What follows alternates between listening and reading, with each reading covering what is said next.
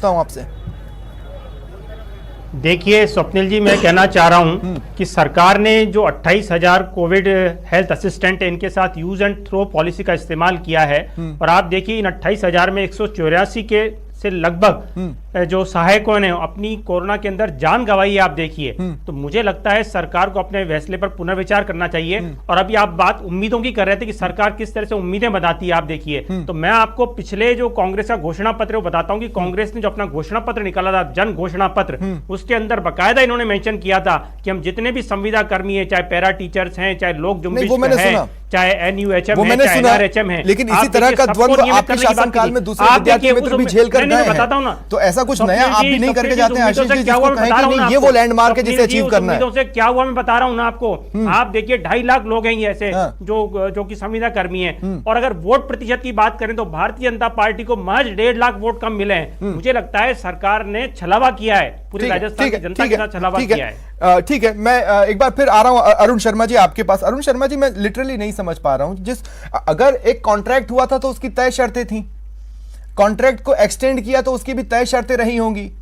जब contract Covid के लिए हुआ था तो फिर उनसे डेंगू में क्यों काम कराया? मतलब आप अपनी सहूलियत के हिसाब से कॉन्ट्रैक्ट में पैर पसार सकते हैं, अब वो ये मांग करके पैर नहीं पसार सकते, वो क्या गलत कर रहे हैं?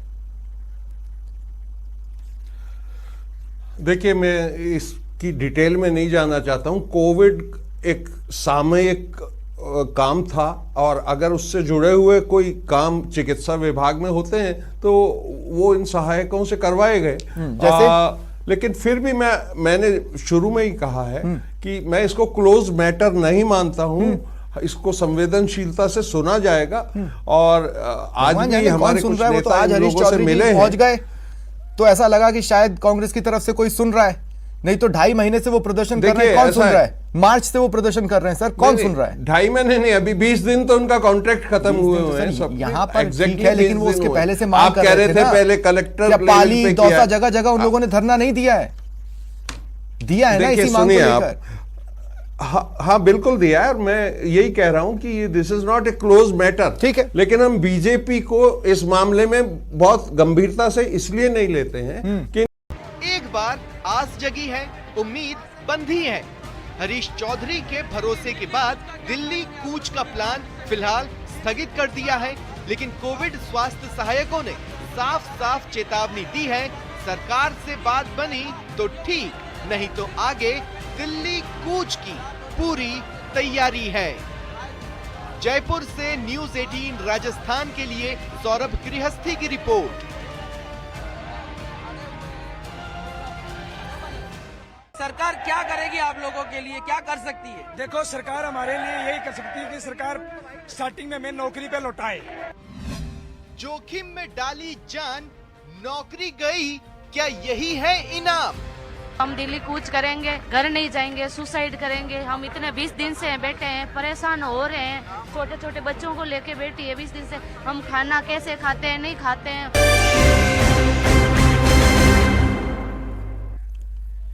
ब्रेक के बाद स्वागत है आप सभी। चाहे राजस्थान सरकार के मंत्री हो, चाहे कांग्रेस पार्टी के पदाधिकारी हो, चाहे कांग्रेस पार्टी के कार्यकर्ता हो, वो कार्यकर्ता राजस्थान की जायज है, मानो जायज है तो दीजिए ना रोजगार लगता है उस। और हमारी सरकार संवेदनशीलता से हमारे नेताओं की बात, आपकी संवेदनशीलता हरीश चौधरी ने सही कहा है, वो ठीक है। शुक्रिया सौरभ और अशोक जी। चौधरी साहब आपका भी शुक्रिया हमारे साथ जुड़ने के लिए, अपना वक्त हमें देने के लिए। संवेदनशीलता ऐसी बनाए रखिए अपनी। फिलहाल इतना ही, दीजिए इजाजत, नमस्कार। चैलेंज के साथ मैं कहता हूं, आप देश की बेरोजगारी का 4 गुना बेरोजगारी राजस्थान में, सुनिए, ज्यादा सरकारी नौकरियां दी, 4 गुना ज्यादा, यहाँ से ज्यादा कहीं पे अवसर हो, मनरेगा में राजस्थान से ज्यादा कहीं पे रोजगार सर्जन के दिवस हो, शहरी रोजगार गारंटी बिल कोई लेके आया तो राजस्थान की सरकार लेके आई है। हाँ। इसलिए मैं कहता हूं, अगर आपके पास में तुलनात्मक कोई चीज, देश के बेरोजगारों की संख्या से 4 गुना ज्यादा बेरोजगार राजस्थान में, आंकड़े ये कहते हैं। गूगल सर्च कीजिए, आपको मिलेगा आंकड़ा। आप ही मुझे गिनाइए मत, आप ही मुझे ये मत बताइए कि नरेगा में हमने रोजगार दिए, आप ही मत बताइए। अरे सर सुनिए ना, अरे सर सुनिए ना, हालत हम जानते हैं, बेरोजगारी की हालत हम जानते हैं राजस्थान की, ये तो मत सिखाइए अब मुझे सिर्फ आप सीधे सवाल का जवाब दीजिए ना सर।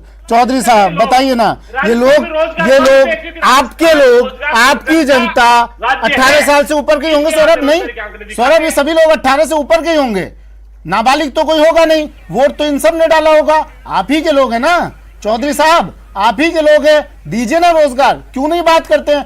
मत दीजिए रोजगार, आश्वासन तो दीजिए जो मिलता है हमें सालों से। इन लोगों को तो, इन अभागे बेचारे लोगों को आश्वासन तक देने का वक्त नहीं है आपके पास। के लोग नहीं है जो जनता की अदालत में वादे करें और जब सत्ता में आसीन हो जाए तब ये कहें। एक सेकंड, क्या कह रहे हैं आप? 21 नवंबर 2013